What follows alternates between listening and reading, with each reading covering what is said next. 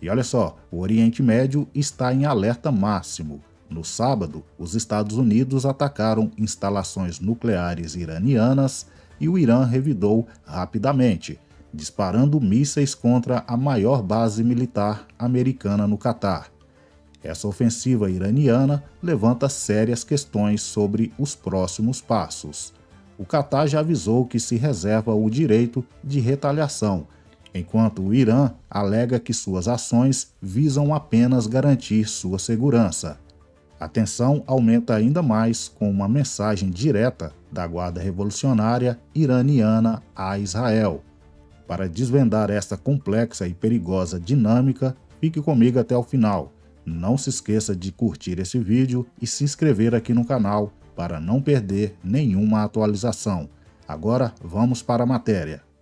Realmente, Caniato, nós temos que ter uma cautela nesse momento para entender o que é narrativa e o que é verdade factual, né? Nesse primeiro momento, isso é tão importante, justamente porque, inclusive, nesses últimos dias, nós temos visto uma chuva, inclusive nas redes sociais, de conteúdos, tweets, ali de posts por parte de órgãos oficiais do governo iraniano, também governo israelense, governo americano, todos defendendo o sucesso das suas missões. Ora, se todo mundo tem tido sucesso, então alguém não está falando a verdade, porque um está indo contra o outro ali, né? Então, nós temos visto também peças de propaganda, especialmente por parte das Forças Armadas iranianas, enaltecendo o poderio militar, e é sabido e notório pelos dados aí dos especialistas na questão bélica, de que todo o armamento iraniano não é tão grande assim e não consegue sustentar um conflito por tanto tempo dessa maneira. Então, tem muita coisa que a gente precisa agora investigar, debulhar um pouco mais para entender qual é a verdade, Caniato. Eu acho que um dos principais pontos aqui também da gente trazer é qual é a motivação por detrás de cada uma dessas movimentações. O que nós estamos vendo agora é essa ameaça de retaliação, como o próprio Dávila também já estava trazendo, ameaça de retaliação por parte do Catar, também por parte agora dos Estados Unidos, um silêncio agora, não se sabe muito bem o que vai ser feito depois que as suas bases foram atacadas. A gente tem que entender qual vai ser a base dessa motivação, agora dessa retaliação, porque essa retaliação pode se dar tanto por um ataque direto, quanto também pelos proxies que o governo iraniano tanto trabalha, né? Certamente, também a gente vai projetar se grupos rebeldes, outras nações estenderiam a mão para o Irã. Há também reflexões nesse sentido, a gente vai trazer também as análises e ponderações dos nossos comentaristas. Eu vou passar mais uma vez a palavra para o Luiz Felipe Dávila. A gente interrompeu a análise dele por uma questão de áudio, agora refizemos o contato. Dávila, mais uma vez, vou pedir, por gentileza, que você retome o seu raciocínio, o seu comentário. Você falava sobre o ataque do final de semana realizado pelas forças norte-americanas a bases iranianas, e aí você também trazia a sua percepção sobre o ataque iraniano de hoje. Por favor. Bom, boa noite, Caniato, novamente a você, a nossa audiência e os meus colegas de bancada. Como eu disse, foi um ataque militar, alvos militares. Tanto o ataque norte-americano no Irã, como hoje a resposta do Irã numa base americana no Catar. Tudo bem, isso faz parte do que eu chamo da coreografia da guerra. O grande problema hoje, eu não entendo que seja a escalada militar, seja a perda do controle político no Irã. Porque o que é a grande incógnita hoje é como a guerra vai afetar o regime iraniano. Hoje, o Irã é uma ditadura clerical que controla a máquina do Estado, inclusive o exército, as forças revolucionárias, e por isso esta resposta de maneira moderada, avisada aos Estados Unidos, e que no fundo acabou não tendo vítimas. E isso é muito importante, tanto que a reação do presidente Donald Trump é agradecendo ao Irã e abrindo a conversa para a paz. O ponto é se este conflito vai fazer com que o núcleo de poder hoje acabe se dissolvendo e passando para as mãos de pessoas mais radicais. E aí nós podemos perder o controle da guerra. tanto a reação do Irã como Estado, como também, como bem disse o Krieger, a questão dos proxies, das organizações terroristas, como é o caso do Houthis no Iêmen, como é o próprio caso de outras organizações terroristas infiltradas principalmente hoje no Iraque. E elas podem sim aí afetar alvos norte-americanos e escalar o conflito. Então, o grande problema hoje é se o governo iraniano tem ou não o controle absoluto sobre o Estado, a máquina de Estado e a máquina de guerra, ou se isso está passando para mãos radicais, principalmente porque Ali Khamenei, o principal líder religioso, hoje está isolado e desconectado dessa cadeia de comando do poder, justamente por estar se protegendo de um eventual ataque israelense ou norte-americano para acabar com a sua vida. Daqui a pouco, inclusive, vou chamar o Roberto Mota, já está com a gente, mas antes eu queria também chamar um analista do Centro de Estudos Estratégicos, que vai nos ajudar a entender mais detalhes sobre esse conflito e o possível avanço, participação de outros players. Ele, inclusive, faz parte do Centro de Estudos Estratégicos do Exército Brasileiro, coronel da reserva e também mestre em Ciências Militares, o Paulo Filho. Agradeço demais pela participação. Paulo, seja muito bem-vindo mais uma vez aqui à programação da Jovem Pan. Boa noite, Caniato. Boa noite, Dávila, Kriegner. Boa noite a todos que nos acompanham. É um prazer estar com vocês aqui nos Pingos dos Is. Excelente, Paulo. Claro, para começar, queria pedir brevemente uma análise sobre as consequências mais prováveis do ataque realizado pelas forças norte-americanas no fim de semana, no sábado, às bases iranianas, mas também uma sinalização, uma mensagem de Donald Trump no dia de hoje que chamou a atenção. Ele agradecendo os iranianos por terem avisado o ataque realizado hoje no Catar. E aí eu pude acompanhar algumas reflexões de analistas internacionais que tudo isso pareceria um grande teatro, apenas uma sinalização do Irã a alguém, a sua base ou não. Enfim, queria que você contemplasse essas demandas na sua resposta, querido. Obrigado mais uma vez. A situação do Irã é uma situação muitíssimo difícil, né? Enfrentar o poderio militar norte-americano, nenhum país hoje no mundo consegue, né? A operação que os Estados Unidos fizeram de bombardeamento de Fordo, das instalações nucleares de Fordo, somente os Estados Unidos poderiam ter feito daquela forma, fizeram, foi uma excelente demonstração de força. Então, se o Irã causasse baixas, né, tem milhares de militares americanos nessa base em Doha, no Catar, se causasse ali um míssil desse caísse em cima de um aquartelamento, matasse dezenas, centenas de soldados americanos, muito dificilmente o Irã escaparia de uma ação militar fortíssima dos Estados Unidos, até com possivelmente desembarque de militares no Irã, uma guerra realmente, né? E o regime iraniano sabe que uma guerra com os Estados Unidos, ele certamente lá no final o regime cairia, né? Mas, por outro lado, o regime precisava dar uma resposta para suas bases, né? Para sua população interna, para o público interno, também para o público externo, para os seus proxies, né? E vejam, o Irã lançou 14 mísseis em direção à base americana, exatamente o número de bombas que os Estados Unidos utilizaram sobre a instalação de Fordo. Então, para caracterizar exatamente que foi uma resposta a esse ato e que dali não querem passar. Ao aviso prévio ao Catar também foi nesse sentido, tentando evitar ao máximo que houvesse alguma baixa, né?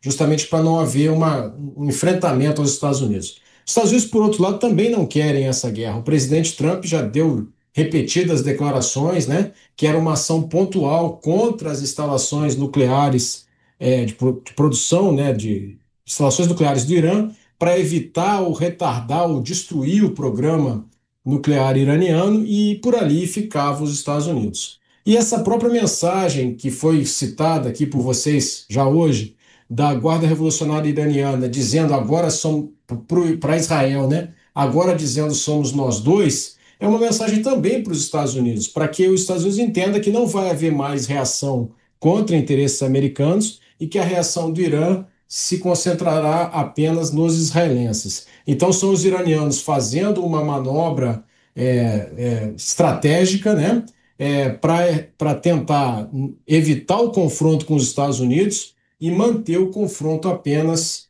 com Israel. De qualquer maneira, nós caminhamos numa linha muito tênue, né, porque se por acaso um desses mísseis caísse sobre objetivos americanos, né, não, alguma falha, os Estados Unidos ou o Catar não tivessem conseguido destruir esse míssil no caminho, interceptar esse míssil, nós poderíamos ter sim um incidente grave que poderia levar à escalada da guerra, à escalada dos acontecimentos. Então, há uma série de cuidados, tanto dos Estados Unidos quanto do Irã, para não escalarem a guerra, mas a guerra entre Israel e Irã vai prosseguir enquanto o Irã tiver condições de combate, e acho que essa é uma primeira visão geral sobre o que está acontecendo. Paulo Filho, mestre em Ciências Militares, entrevista ao vivo aqui com a gente na Jovem Pan. Paulo, peço licença, o Roberto Mota está com a gente. Mota, seja bem-vindo, ótima noite a você. Sua pergunta ao nosso convidado, por favor, Mota. Coronel, qual é a qualidade das Forças Armadas iranianas? Que chance elas têm em um enfrentamento, por exemplo, contra tropas americanas ou, num cenário muito difícil de imaginar, mas possível, o exército israelense? Mota, não independente da qualidade ou não dos soldados do exército iraniano, enfrentar os Estados Unidos é uma tarefa que nenhum outro exército do mundo hoje tem condições de enfrentar. Os Estados Unidos é a maior máquina de guerra que a humanidade foi capaz de criar, isso é inegável, né? Algumas pessoas falam numa decadência do exército americano, né? Mas isso na minha opinião, uma bobagem. O exército americano continua sendo a mais poderosa máquina de guerra da história, ainda o Irã é um país que a sua geografia, Mota, favorece a defesa, né? O Irã tem 3/4 da sua geografia são cercados por montanhas, né? Que dificultam muito invasões. Então, os persas, né? Uma civilização milenar, se orgulham de nunca terem sido derrotados em seu próprio território, muito em razão da sua geografia. É um exército bastante grande, é um exército que tem uma força, tem um poderio convencional, mas certamente não seria páreo para um enfrentamento com o exército americano. Paulo Filho, mas o Talibã também não era páreo, os americanos tiraram o governo Talibã e 15 anos depois os talibãs voltaram ao poder. Os americanos não foram derrotados militarmente, né? Os americanos foram derrotados politicamente, assim como aconteceu também no Vietnã. São duas coisas diferentes. Como você me pergunta vis-à-vis, né, exército do Irã contra o exército americano, a minha resposta é que o exército iraniano, não só o exército iraniano, nenhum exército do mundo é páreo para o exército americano nos dias de hoje. Paulo Filho, entrevista ao vivo aqui com a gente na Jovem Pan News. Paulo, próxima pergunta é o Luiz Felipe Dávila. Professor Paulo Filho, boa noite. Eu há pouco comentava justamente isso que o senhor acabou de tocar. O grande problema não é o êxito militar americano, é a consequência política da guerra, principalmente se há uma mudança de regime no Irã e nós passamos a ter uma ala mais radical controlando as Forças Armadas e aí afetando alvos americanos, inclusive ataques terroristas via Houthis e outras organizações não governamentais e paramilitares, né? O problema não é um conflito, por enquanto está no nível militar, está tudo bem, os Estados Unidos têm essa preponderância, o problema é se escapar o controle político. E neste fim de semana, tanto Israel quanto os Estados Unidos tocaram na questão de mudança de regime. Isso não parece, na verdade, uma roleta russa, ou seja, apostar numa eventual mudança que, ao invés de trazer a estabilidade desejada para se encerrar a guerra, pode acirrar o conflito e escalá-lo? Você tem razão, Dávila. Enquanto o combate, o confronto é vis-à-vis, exército contra exército, que foi a pergunta do Mota, não há o que se discutir sobre a preponderância americana. Mas o Irã pode, historicamente, estimular, né, a ação dos seus próprios, a ação do Hamas, a ação do Hezbollah, a ação dos Houthis, a ação das milícias xiitas que existem no Iraque, na Síria, outros grupos que existem espalhados pelo mundo. E essa ação ela pode ser negada pelo governo iraniano, né? Pode acontecer um atentado terrorista contra o interesse americano em qualquer parte do mundo, e eu digo qualquer parte do mundo mesmo, né? Em qualquer lugar do mundo, e o governo iraniano pode negar, falar, olha, eu não tenho nada a ver com isso aí foi uma ação isolada de um grupo e eu não tenho culpa nenhuma. Então, esse tipo de ação terrorista, ela pode sim, é provável que ela aconteça a partir de agora com uma muito maior intensidade, em razão desse conflito deflagrado, né, em razão de todo o conflito no Oriente Médio. Nós temos que lembrar que isso não foi deflagrado agora, né? Quem disparou esse gatilho foi o Hamas no dia 7 de outubro de 2023 com os atentados terroristas contra Israel, né? Foi lá em 7 de outubro que toda esse confronto, esse conflito no Oriente Médio começou, e esse conflito entre Israel e Irã é um desdobramento disso tudo, né? Muito bem. A queda do regime, Dávila, que você questiona, é muito perigoso, é muito arriscado, né? Ruim com o regime teocrático iraniano, alguns podem achar ruim, pode ser muito pior com outro. Nós temos exemplos históricos, né?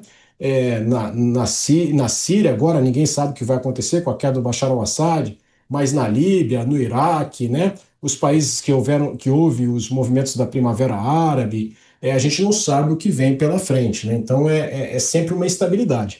E eu acho que é por isso que a gente observa, né, nas entrelinhas, o próprio presidente Trump disse no primeiro post dele, né, que não queria uma mudança de regime. Isso foi dito pelo vice-presidente, foi dito pelo secretário de Estado. Depois o presidente Trump fez outra postagem dizendo que talvez fosse o caso de mudança de regime, né? Mas apenas uma ameaça, eu imagino, para que o regime se comportasse, entre aspas, né? Então, não acredito que nem Israel nem Estados Unidos, nesse momento, queiram não uma mudança de regime. O que eles querem é destruir, né, ou, se possível, atrasar ao máximo o programa nuclear, porque nem Israel nem Estados Unidos admitem um Irã que seja detentor da bomba atômica. Não sei se respondi, Dávila, mas é o que eu tenho a lhe dizer nesse momento. Daqui a pouco a gente vai trazer também as atualizações e as manifestações das lideranças a respeito desse momento do conflito no Oriente Médio. Paulo, peço licença, o próximo a perguntar é o Henrique Kriegner aqui com a gente. Vai lá, Kriegner. Coronel, boa noite, obrigado pela sua presença aqui junto conosco no Pingo nos Is. Coronel, minha dúvida é trazendo aqui a Rússia para esse cenário, né? Numa possibilidade de uma escalada, alguns consideram mais remota, outros talvez até mais eminente, vamos dizer assim. A Rússia teria condições militares de arcar com dois conflitos ao mesmo tempo? E não tendo condições militares de fazer isso, que tipo de outros insumos ou estratégias, canais, a Rússia poderia, de forma indireta, contribuir com o Irã numa potencial escalada do conflito? Me parece que a reunião que foi feita hoje, né, entre o presidente Putin e o chanceler iraniano não redundou em nenhum apoio significativo, pelo menos ostensivo, da Rússia para o Irã, a não ser palavras de apoio, né, e manifestações de que contrárias ao ataque americano às instalações nucleares iranianas. A Rússia já está envolvida em um conflito de alta intensidade com a Ucrânia, como todos nós sabemos, há 3 anos e meio. Esse conflito tem exigido um enorme esforço de guerra da Rússia. As coisas não caminharam como o presidente Putin previa lá no começo. Ele previa uma vitória relativamente fácil, em poucas semanas, e a resistência ucraniana, evidentemente apoiada pelo Ocidente, foi muito maior do que ele esperava. Então, abrir um segundo esforço de guerra em apoio ao Irã é pouquíssimo provável, eu diria que está na beira aí a impossibilidade, né? É lógico que pode sim haver um apoio secreto, né? Um apoio em equipamentos, materiais, combustível, mas o próprio presidente Putin citou, né, que muitos israelenses falavam russo, né? E as relações entre Israel e a Rússia não são ruins. Então, eu acho que a Rússia vai acabar adotando uma posição, pelo menos de forma ostensiva, mais neutra em relação ao conflito entre Israel e o Irã, E se fizer algum apoio, será um apoio muito velado, que nós não saberemos o que aconteceu, porque será de forma secreta. Mas se houver também, acredito que seja muito pontual, e sem muita intensidade. Diferentemente do que acontece na outra mão, né? Os iranianos ofereceram grande apoio aos russos com os drones Shahed, especialmente, né? Forneceram muito equipamento, continuam fornecendo muito equipamento para a Rússia. É um comportamento semelhante ao que os russos adotaram em relação à Armênia, né? Nós temos que lembrar que a Armênia, uma aliada da Rússia na guerra contra o Azerbaijão, e na hora H os russos faltaram com o apoio que os armênios esperavam que viesse. As últimas informações, as atualizações do conflito no Oriente Médio, também as análises dos nossos comentaristas e aqui convidados especiais para a gente entender exatamente quais são os caminhos possíveis para esse conflito. Paulo, peço licença, o Roberto Mota vai chegar também com a sua reflexão, sua análise sobre esse momento do conflito. Mota, segunda-feira marcada por essa resposta do Irã, o ataque a instalações americanas no Catar, sem vítimas, embora muita gente tenha dito que o ataque norte-americano do fim de semana poderia representar uma escalada do conflito. Há quem entenda que, na verdade, foi muito mais uma sinalização, demarcação de território, uma sinalização. Enfim, queria pedir exatamente sua leitura sobre o ataque norte-americano do fim de semana e essa retaliação, a resposta iraniana no dia de hoje. Essa é uma situação muito complexa, com inúmeros elementos que, para serem compreendidos, é preciso conhecer muito mais de história, entender toda a dinâmica da região. O que nós soubemos é que aconteceu, no final de semana, um movimento, um ataque militar, do ponto de vista militar, impressionante. Um grupo de bombardeiros B-2 partiu numa base do Missouri, o coração dos Estados Unidos, carregando bombas, provavelmente a bomba mais poderosa, que não é nuclear, que existe no arsenal dos Estados Unidos. Eles voaram durante 17 ou 18 horas, mantendo as comunicações no mínimo para não chamar atenção. Foram reabastecidas em pleno voo, chegaram no leste do Mediterrâneo e iniciaram um ataque. Esse ataque teve a participação de caças, teve a participação de submarinos também, que lançaram mísseis Tomahawk contra alvos importantes no Irã. Nenhum caça iraniano, até onde se sabe, entrou em operação. Nenhum míssil terra-ar iraniano entrou em operação. As aeronaves americanas não sofreram nenhum tipo de fogo ou de baixa. Às 2 horas da manhã, horário de Teherã, os bombardeiros lançaram as bombas, aquela bomba especial, na usina de enriquecimento de urânio de Fordow, e algumas bombas também foram usadas na usina de Natanz. Os bombardeiros retornaram aos Estados Unidos sem nenhuma perda e sem nenhum problema. É muito bom essas ocasiões em que a supremacia militar está do lado certo da história. Quero retomar com o nosso convidado, o Paulo Filho. Paulo, tem uma questão que envolve o poderio bélico-militar de Israel e do Irã. Eu tenho observado muitas projeções de analistas a respeito dessa guerra, caso ela se prolongue. E é preciso olhar exatamente para o fôlego bélico-militar de Israel e do Irã. Queria que você fizesse uma ponderação, uma análise a respeito de Israel, poderio militar de Israel e do Irã, e caso essa guerra se estenda mais do que as forças dos dois países imaginem, quais seriam os players? Aí eu conecto essa pergunta ao que disse o Kriegner, né, que pediu que você trouxesse suas percepções a respeito da Rússia. Quais são os players que poderiam ajudar essas duas nações caso haja um prolongamento dessa guerra? Do lado de Israel, é sabido que os Estados Unidos sempre estenderão as mãos em um eventual prolongamento desse conflito. E do lado do Irã? Essa é uma excelente pergunta, que eu acho que os iranianos estão também estão se fazendo, né? Quem, na verdade, poderia auxiliá-los nesse momento? Não vejo muitas possibilidades, não. Acontece que Israel estabeleceu um aspecto importantíssimo do ponto de vista militar desde o início dessa guerra. Os dois países estão separados, como todos nós sabemos, né, por mais de 1.000 quilômetros de distância entre um e outro. Há 3 países interpostos, né, Jordânia, Síria e o Iraque. Então não haverá tropas, né, não haverá boots on the ground, não haverá combate de alta intensidade, combate de atrito, a guerra que nós estamos acostumados a ver lá na Ucrânia, por exemplo, né, drones, enfrentamentos de soldados de infantaria, prisioneiros de guerra. Isso não vai acontecer. Então será uma guerra de troca de mísseis de um lado, né? Então os iranianos utilizando mísseis balísticos, mísseis que decolam quase verticalmente, chegam a quase 100 quilômetros de altura, lá na espaço suborbital e caem por gravidade em direção a seus alvos em Israel. Israel, por outro lado, usando aeronaves com mísseis ar-terra muito mais precisos, atacando de uma forma praticamente sem erros, né? Os alvos que eles escolhem na estrutura militar iraniana. Bem, só que esses mísseis usados pelo Irã e também os equipamentos, os mísseis usados por Israel, são finitos, né? Eles uma hora vão acabar. Israel, como você citou, tem a possibilidade de receber o ressuprimento dos Estados Unidos, né?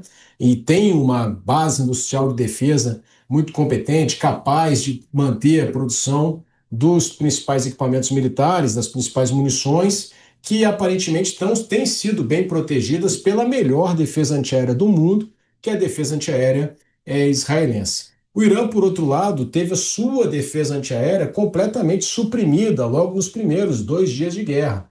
Então, o Israel estabeleceu o que a gente chama uma supremacia aérea.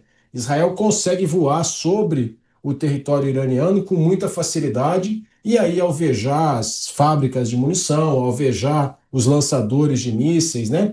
Então o Irã está numa situação bastante complicada, porque os mísseis vão escassear, os lançadores de mísseis vão escassear e vai chegar um momento em que o Irã não vai ter mais capacidade para responder a esses ataques israelenses, né?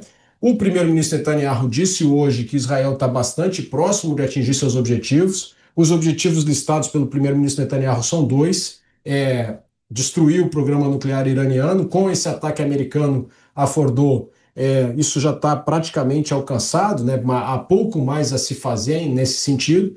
E o segundo objetivo é destruir essa infraestrutura militar iraniana, os lançadores de mísseis, né? Acabar com a ameaça que o Irã representa a Israel por intermédio dessas armas. Eu imagino que quando Israel chegar a esse objetivo, Israel vai simplesmente dizer que ganhou a guerra e vai interromper os seus ataques.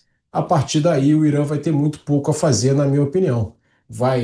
Acho de pouco provável que haja uma mudança de regime, esse regime vai se manter e vai começar a se reconstruir.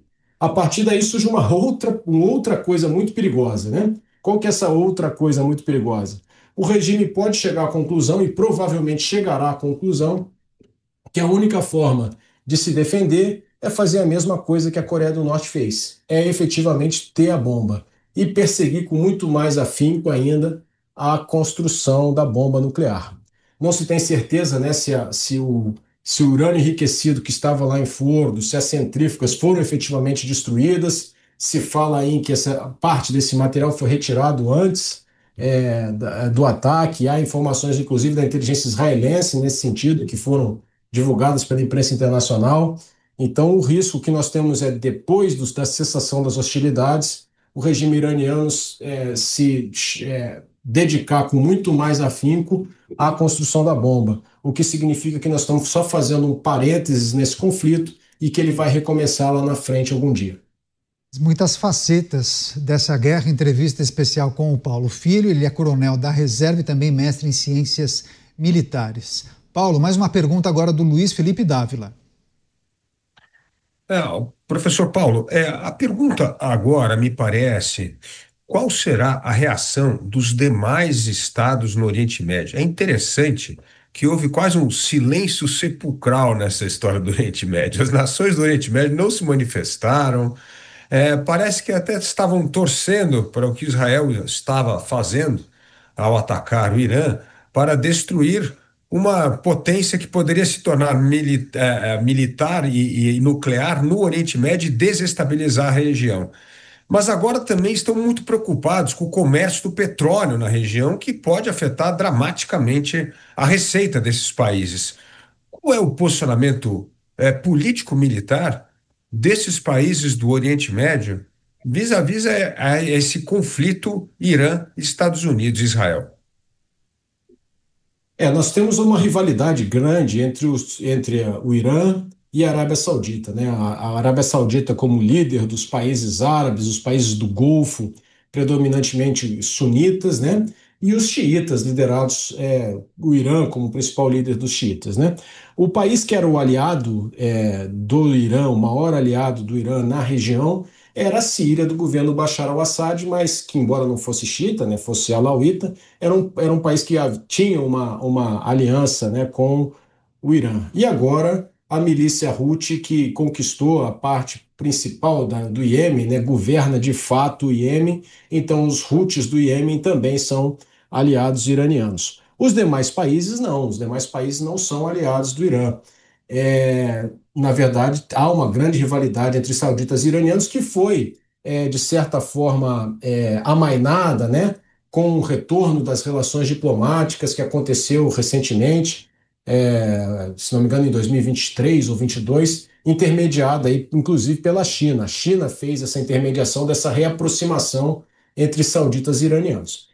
Dito isso, é claro que os sauditas não desejam, e os outros países do Golfo, os árabes, não desejam que o Irã tenha uma bomba nuclear, porque haveria uma corrida armamentista na região, uma grande instabilidade regional. O príncipe Mohammed bin Salman já disse isso publicamente, que se o Irã tivesse a bomba, a Arábia Saudita teria que ter a bomba. Ora, se a Arábia Saudita e o Irã tivessem a bomba, é lógico que a Turquia quereria ter a bomba. Se a Turquia tivesse a bomba, o seu grande rival ali europeu, a Grécia, também ia querer ter a bomba, ou seja, uma corrida armamentista que desestabilizaria ainda mais uma região bastante instável. Acontece, na vida, que a Rua Árabe, né? A Rua Árabe se manifesta, a opinião pública islâmica, ela se manifesta especialmente por causa da questão palestina, né? Essas imagens das crianças na fila da comida, né? As notícias de 50 mil mortos na faixa de Gaza, tudo isso cala na opinião pública árabe, então, e islâmica, né? Islâmica especialmente. Então é muito difícil para uma liderança política de um país desse, da Arábia Saudita, Catar, Emirados Árabes, né? Se colocar favoravelmente a uma ação americana ou israelense, que é essa, né, de eliminar o arsenal nuclear iraniano, o programa nuclear iraniano, por causa da Rua Árabe. Então, esse silêncio, né, meio constrangido a que você se refere, eu atribuo a essa questão que eu acabei de explicar. Paulo Filho, entrevista especial aqui no programa Os Pingos nos Is, os caminhos possíveis para esse conflito no Oriente Médio. Mais uma pergunta do Henrique Kriegner.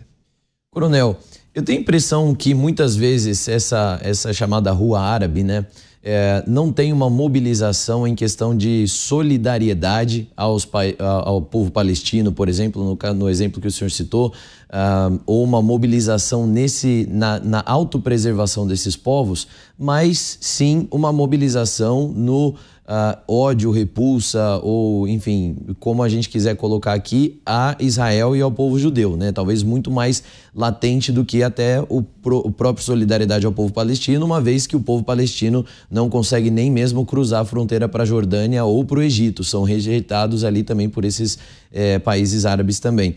Nesse sentido, a gente consegue ter algum tipo de esperança de um diálogo, ainda que seja entre Israel e Irã, para que haja uma maior estabilidade na região? E aí eu termino com um adendo nesse sentido, que é a questão do armamento nuclear. Nos parece que a preocupação de Israel não é necessariamente que o Irã venha a desenvolver energia nuclear, mas que o regime dos ayatolás venha a ter aí acesso a bombas nucleares. E essa é uma preocupação compartilhada por outros países do sistema internacional também. Dá para a gente esperar que vai haver um diálogo nesse sentido, ou nós vamos ver aí o esgotamento de todos os recursos militares antes? Eu acho muito pouco provável, Henrique, que haja um diálogo nesse momento entre iranianos e israelenses.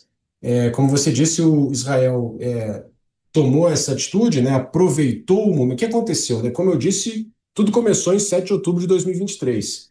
A reação ao 7 de outubro de 2023, ela debilitou bastante, muito o Hezbollah. Né? A gente vê o Hezbollah incapaz de fazer qualquer resposta. Isso era impensável anos atrás, né? O Hezbollah era uma enorme dor de cabeça para o governo israelense. A gente vê os Houthis também com uma resposta muito tênue. A gente vê o Hamas praticamente destruído, completamente destruído. Não há mais a Síria do Bashar al-Assad, então também não há mais esse apoio. E essas circunstâncias, né, colaboraram para que Israel encontrasse, neste momento, o momento adequado para finalmente tomar a decisão de destruir o programa nuclear iraniano. Há também questões de política interna lá, em que envolvem a coligação que sustenta o governo do primeiro-ministro israelense, do Netanyahu, mas vamos deixar só esses aspectos externos por enquanto. Por outro lado, o Irã não admite a existência do Estado de Israel, nunca admitiu, né? O governo iraniano se refere a Israel como o pequeno Satã, os Estados Unidos como o grande Satã. O governo teocrático iraniano me parece muito distante de qualquer acordo diretamente com Israel. Então, eu não vejo, Henrique, no curto prazo, uma possibilidade de paz entre esses dois países que não seja uma paz armada, que não seja uma espécie de cessar-fogo esperando o início do próximo conflito.